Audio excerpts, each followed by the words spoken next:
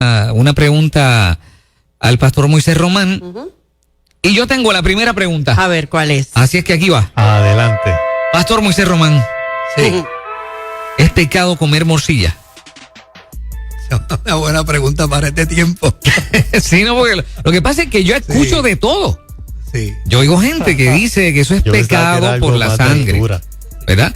Pero, no, en serio. Pero hay gente No, que no, a yo mí me conozco parece- cristianos que comen morcilla. Sí. Bueno. Pero sí, ¿cuál es en realidad la base bíblica para decir eso no se puede? Fíjate, esta realidad adviene desde el primer siglo de la historia de la iglesia cristiana. Ajá. En el primer siglo hubo una lluvia de conversión de helenos, lo que nosotros mal llamamos gentiles, ¿no? A la fe cristiana. Okay. Estos helenos tienen otras costumbres, tienen otras tradiciones, tienen otras culturas. Y entre las culturas de estos helenos está el que ellos comen cerdo y comen mariscos. Los judíos cristianos del primer siglo ni No comían comen. cerdo ni comían marisco porque en su cultura hebrea esto no es aceptable. Ujú. Entonces, aquí se dio una situación, ¿verdad?, de convergencia, la necesidad de una convergencia entre estas dos comunidades. Estas comunidades llegaron a un acuerdo después de orar, después de buscar dirección. Me encanta la expresión que Lucas dice, que ellos dijeron, ha convenido al Espíritu Santo y a nosotros, ¿verdad?, no imponerle ninguna otra carga que no sea esta. Y era velar por el sentido de la unidad de la iglesia. Bien. Tanto velar por el sentido de la unidad de los judíos cristianos como de los helenos cristianos. Y para velar por ese sentido de unidad, una de las cosas que había que cuidar era la forma y manera como culturalmente cada comunidad procedía. Y entre eso se le prohibió comer ahogado. Es decir, ¿por qué? Porque en la cultura judía, para comerse una gallina, por decir algún, ¿verdad? Ujú. Para comerse una gallina había que cortarle el cuello, El cuello. y derramarle la sangre. Cualquier animal tenía que derramar la sangre.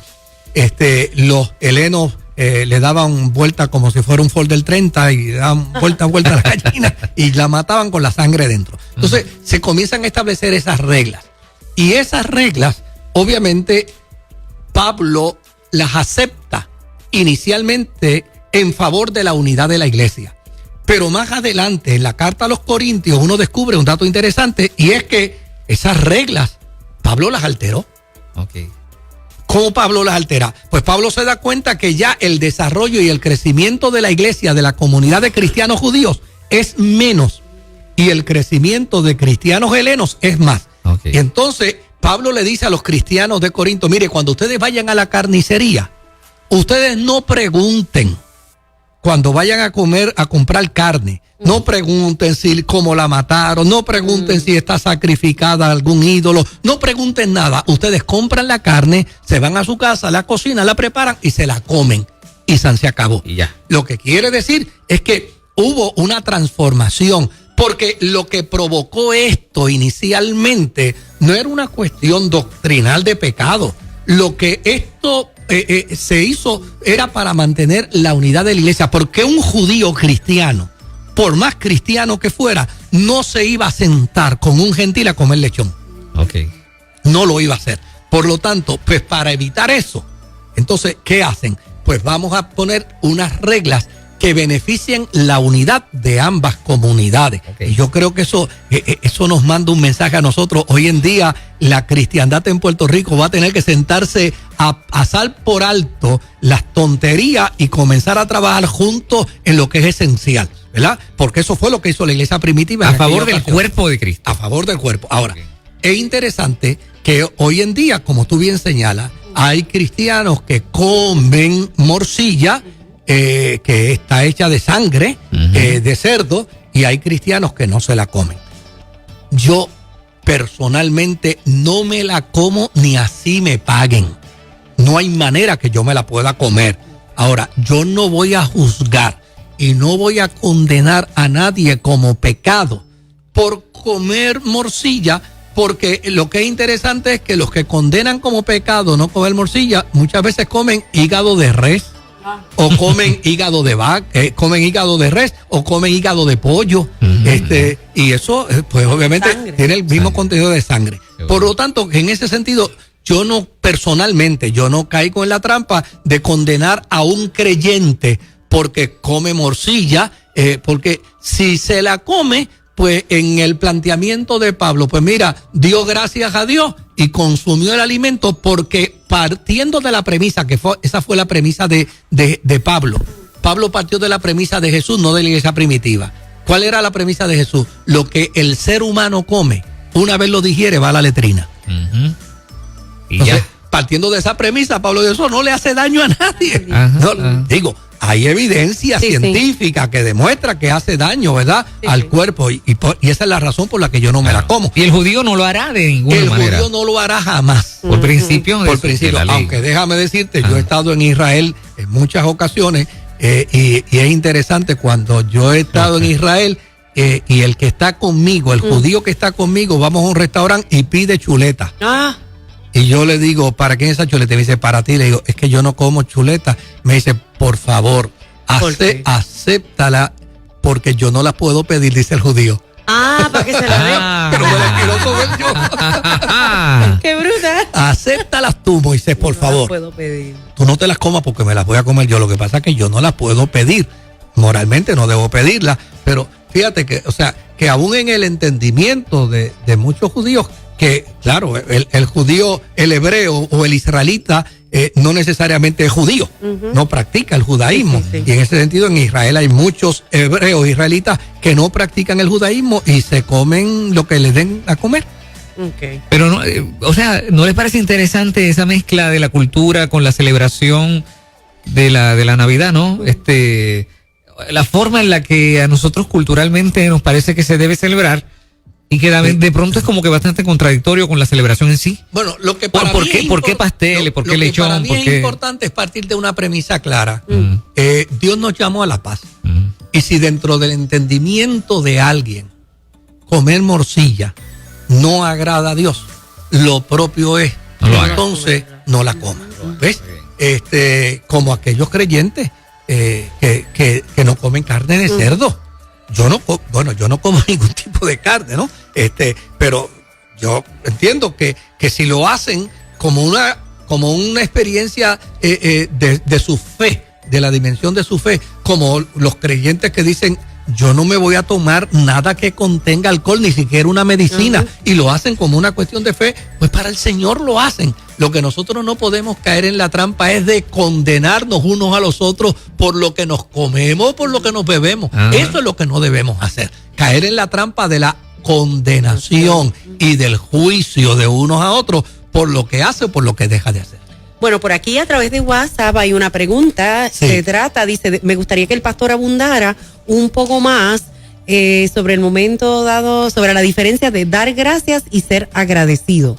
Ok, con mucho gusto. Eso para mí es un tema importantísimo, y sobre todo cuando la semana que viene vamos a celebrar el Día de Acción de Gracias. En las Sagradas Escrituras no nos invita a ese concepto de dar gracias con la mentalidad americana. Fíjate qué interesante que en la mentalidad del norteamericano hay unas expresiones que son estereotipadas. Y cuando yo digo estereotipadas es que pues, no dicen nada ya, pero se mencionan. Y una de ellas es las gracias. El americano da las gracias por cualquier cosa y se excusa por cualquier cosa, ¿verdad? I'm sorry. Se excusa por cualquier cosa. Eso es un cliché en ellos. Y nosotros muchas veces caemos en la misma trampa de dar gracias como si mi gratitud pagara la deuda del favor. ¿Ves? Y cuando yo doy gracias, estoy queriendo decir con ello, ya te pagué. Y de hecho, uno lo ve a veces los niños, cuando uno, el papá está con el niño y el tío le da un regalito. ¿Y cómo se dice? Y el niño dice gracias. Y entonces si uno vuelve de nuevo y le dice, la respuesta del niño es, ya yo di las gracias. Como el mensaje es, ya yo pagué, ya yo pagué el favor. Y en la experiencia de la vida cristiana, no es así. Los favores nunca se pagan. Nunca se pagan. Hay que ser agradecidos. Por lo tanto, la diferencia de dar gracias en este contexto cultural en que nosotros estamos es que cuando damos gracias ya pagamos el favor, pero la invitación de la Escritura para con nosotros es que no demos las gracias para pagar el favor, sino que seamos siempre agradecidos. Es decir, que siempre recordemos el favor recibido, primero de Dios, segundo de nuestros seres amados, segundo de la gente que está en nuestro entorno y tercero y cuarto y quinto de aquella gente que tantas veces nos sirve. Yo hoy aprovechaba precisamente para decir en medio de una plática que tenía con una gente, aproveche esta semana y haga esta semana una semana de gratitud donde usted llame a ese maestro que le impactó y le marcó su vida y dele las gracias. Y donde usted llame al jefe suyo que finalmente lo capacitó y lo preparó para que usted ocupara la plaza de él. Usted ocupa la plaza de su jefe hoy gracias a que él lo capacitó y lo preparó para que usted ocupara la plaza. Llámelo y dele las gracias. Porque cuando usted dé las gracias hoy, lo que usted está demostrando es que siempre es agradecido. La gratitud no paga el favor jamás. La gratitud siempre entiende que ante un favor siempre hay deuda. Qué chévere. Vamos de inmediato con las líneas telefónicas 787-993-9700. ¿Tiene alguna pregunta para el pastor Moisés Román? Este es el momento de hacer la pregunta, y si quieres hacerla en mensaje de voz o mensaje de texto al WhatsApp de Nueva Vida 939-210-9263. Y al aire, 787-993-9700. Ok, están preguntando con relación al árbol de Navidad. ¿Se puede poner árbol de Navidad si eres cristiano?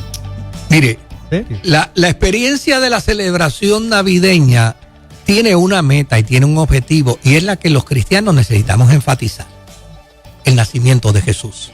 El día en que el Verbo de Dios se hizo carne para habitar entre nosotros perpetua y eternamente. Esa es la clave de la celebración de la Navidad. Lo demás es una parafernalia. Lo demás son los adornos. Y a mí me tiene sin cuidado los adornos. Porque a fin de cuentas, si usted tiene claro el mensaje central de la celebración de la Navidad, ponga bombillitas, ponga árboles, ponga guirnaldas, ponga la alfombra de los Reyes Magos en el piso, haga todo lo que usted quiera hacer, haga arroz con dulce, haga pasteles. Los Reyes Magos, el bufo, la vaca. Celebre todo lo que quiera celebrar. Después que usted tenga claro que la celebración de la Navidad permite y obliga el reconocimiento del día glorioso en que aparece la reconciliación de Dios para con el hombre y del hombre para con Dios a través de Jesucristo. Una vez se tiene eso claro, mire, poner un arbolito de Navidad no le hace daño a nadie. Una vez yo escuché a un pastor que dijo que pues, por lo de la tradición de que la fiesta de Navidad viene de una fiesta pagana, que las bolitas significaban las guerras cuando las personas peleaban con los toros y cortaban los testículos. Ay, Dios mío. Sí, oye esto, esto se dijo, y de hecho fue Nueva Vida, me voy a reservar el nombre, y cortaban los testículos y los pegaban a los árboles como en señal de las grandes victorias y demás, y que de ahí era lo de las bolas de Navidad y qué sé yo, que yo escuché eso y yo por poco muero. Pero obviamente uno sabe por qué celebra, por qué adorna y demás, y lo de las bolitas suena funny, ríete si quieres, Fernán, pero eso lo dijeron aquí. Mira, yo una vez escuché a unos amigos que cuando alguien... ¿Usted había escuchado eso que yo acabo de decir? Sí, ¿verdad? Okay. Yo escuché a unos amigos decir una vez que cuando alguien estornudaba y le decían salud, que eso era pecado. Y yo le pedí, dame la información de eso, porque en algún lugar yo me perdí en el camino. Me dice, eso es pecado porque en la antigüedad cuando alguien estornudaba, eso era que quería decir que estaba botando malos espíritus. Y entonces se le deseaba salud. Le digo, chico, eso era en aquel tiempo. Hoy en día, eso se llama, en reglas de urbanidad, eso se llama tener cortesía. Eso se llama tener buenos modales. Eso se llama tener buenos deseos. Usted no puede traer por los pelos. Una trayectoria histórica antigua, totalmente desconocida para la gente del siglo XXI, e imponerla en la experiencia de la gente en el siglo XXI, como que si usted pone guirnalda y si usted pone bolita, pues usted le está celebrando culto a los testículos del toro, porque eso es un disparate. Pero yo me alegro que usted lo aclare. Sí, mira, chicos, ríanse porque ese día yo no me reí. Eso me pasó a mí al aire. Pues, entonces uno fue bien fuerte para mí. Imagínate, yo que celebro la Navidad, que no pongo más bolas en casa. Fuerte para el toro que es fuerte. Así que hoy nos reímos, pero yo me alegro haberme acordado de esta pregunta. Pero fíjate lo interesante, o sea, ¿cómo yo voy a retrotraer una experiencia de siglos pasados para entonces culpar la conciencia de alguien en el siglo presente sobre algo que no guarda relación alguna? Totalmente está desvinculado a ese tipo de relación. Óigame, eso es provocar, ¿sabe qué? A crear sentimientos de culpa en la vida de la gente. Y yo creo que la experiencia de la fe cristiana no crea sentimientos de culpa. Y a lo mejor la persona lo hizo buscando alguna respuesta a alguien que dijo, ¿por qué le ponemos bolitas al árbol? ¿Por qué no le ponemos fruta? ¿Por qué no le ponemos...? Y a lo mejor buscó en la historia y hay algo, pero a fin de cuentas... Hacer juicio o penalizar al que quiere adornar su árbol. Jesús se encontró con un paralítico que llevaba 38 años en el estanque de Siloé. Y Jesús le preguntó sobre su condición y por qué estaba allí. Y el hombre fue tan honesto y dijo, hace 38 años estoy aquí porque cada vez que el ángel viene y mueve las aguas, cada vez que ese ángel viene y mueve las aguas, como yo soy paralítico, no puedo entrar. Y el único que tiene oportunidad de sanarse es el primero. ¿Sabe lo que este hombre le estaba planteando a Jesús? Una superstición. Eso era una superstición. Oiga, Jesús pudo haber caído en la trampa del intelectualismo y haberle dicho al paralítico, mire compadre, no sea supersticioso, y haberle dado un speech para romperle el patrón de la superstición, pero le hubiera creado un sentimiento de culpa. Este individuo estuvo 38 años pegado a un estanque, sostenido por una superstición. Jesús le pasó por encima a todo eso y ¿sabe qué le dijo? No te preocupes, mi amor.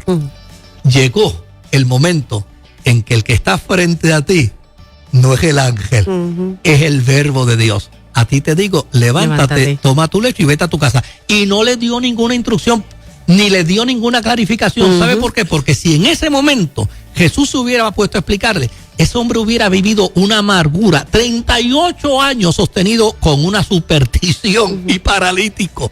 Por lo tanto, yo creo que caer en la trampa, fíjate que yo dije al principio, lo que es importante es que tengamos claro qué celebramos en la Navidad. Nosotros en la Navidad celebramos el día que irrumpió en la historia de la humanidad la promesa de Dios hecha a Adán y a Eva en el huerto del Edén, donde aparecería quien nos reconciliaría con Dios. Eso es lo que celebramos en la Navidad.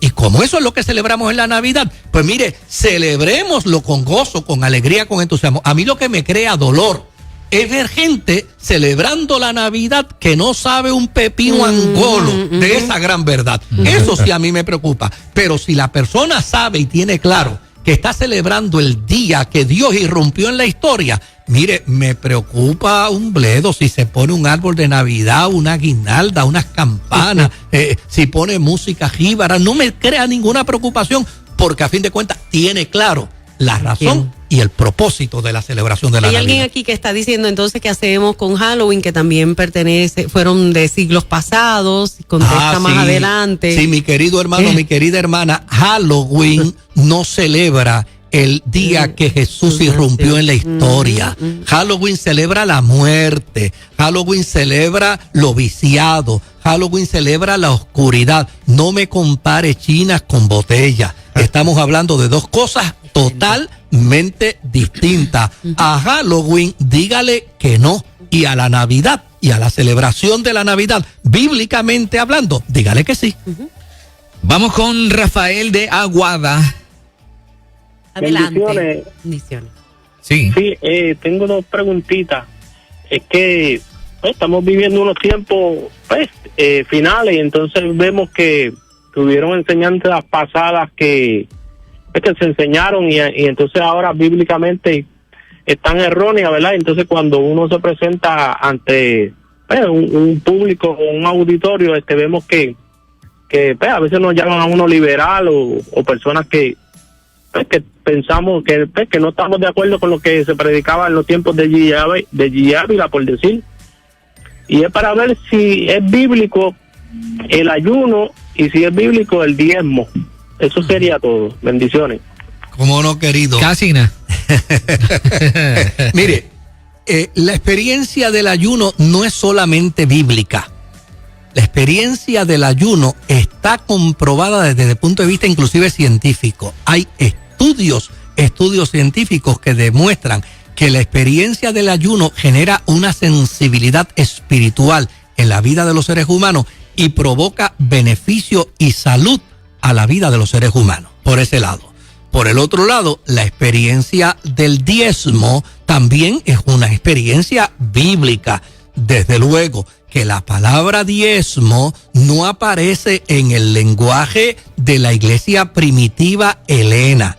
Y la razón por la que no aparece es porque esa palabra no existía en el lenguaje de los griegos. Pero no podemos perder de vista que Pablo sustituye la palabra diezmo a los cristianos helenos diciéndole de la manera siguiente: que den y se os dará, y que cuando vayan a dar, den de manera apretada, den de manera remecida, den con alegría, den con gozo. Y cuando Pablo está hablando de esta forma, lo que está diciendo con esto es: diezmen o den como los judíos dan a la obra de Dios. Y en ese sentido, mi querido hermano, me parece que ambas cosas son bíblicas. Yo personalmente practico la experiencia del diezmo y yo bendigo a Dios porque mi padre me enseñó a diezmar desde que yo era limpiabota.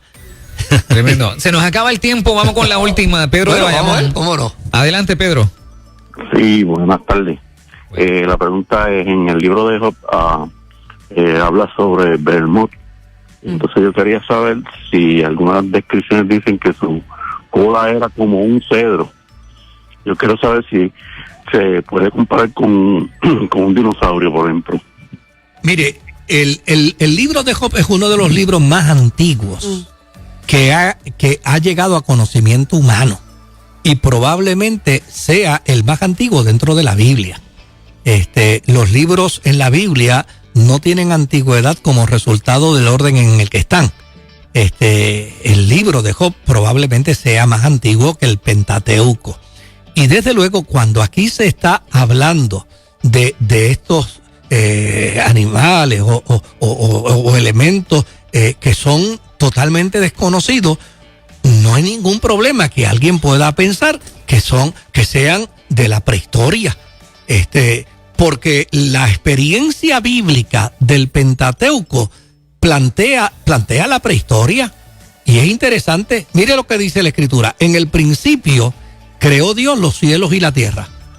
Y después dice, y la tierra estaba ¿qué? Desordenada y vacía.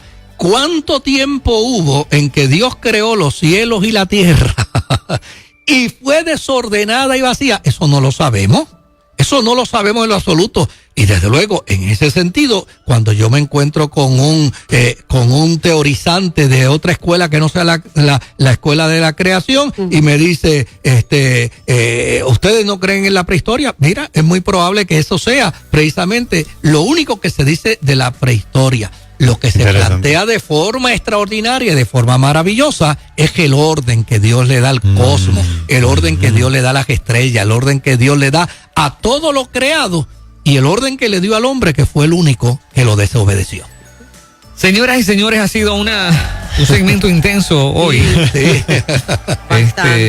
Hay alguna pregunta que se me quedaron varias preguntas. Y todo comenzó con la morcilla. Qué profundo. Y luego seguimos con el toro y demás. No ha sido fácil. Pero ha sido buena, muy buena la experiencia. Bueno, yo no he tenido que contestar y yo estoy sudado. Yo estoy aquí yo no he tenido que contestar ni una. Muchas preguntas que hay a través de Facebook y también a través del WhatsApp. Bueno, pero luego le damos. Me dice el señor productor que hay una ñapa. Adelante, hay una ñapa. Bueno, hay una persona que está preguntando que qué es el tamuz. Pero le estoy preguntando, Tamuz, en el pasaje bíblico, yo busqué aquí en lo que ustedes conversaban, y era como una deidad babilónica. Pero le pregunté, le pedí, ¿no? Que me enviara la referencia bíblica, pero no me la sabe decir. Okay, Déjame leer algo por aquí rapidito. Si me lo permite, yo lo tomo como una asignación para la pues semana está bien. que viene. Es Tamuz con doble M y Z al final. Entonces dice, Maritza Rodríguez dice, Navidad es una celebración pagana.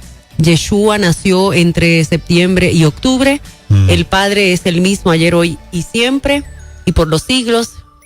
Pero, Dios mío, hoy yo estoy que no veo. Ponte los espejuelos, Lourdes, pero por cada favor. quien que crea lo que quiera. La Prefiero gafa. celebrar las fiestas de las naciones y no las fiestas bíblicas. Okay. Bueno, ese es un derecho que tiene esta querida hermana. Claro. Y los derechos se respetan, aunque teológicamente todo lo que ella está planteando puede ser debatible.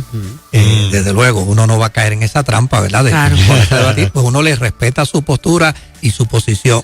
Yo prefiero celebrar el día glorioso que el verbo de Dios irrumpió en la historia. Amén. Y desde luego estoy claro y estoy consciente que yo no sé cuándo fue el día que él nació. Yo no estoy celebrando el día del nacimiento.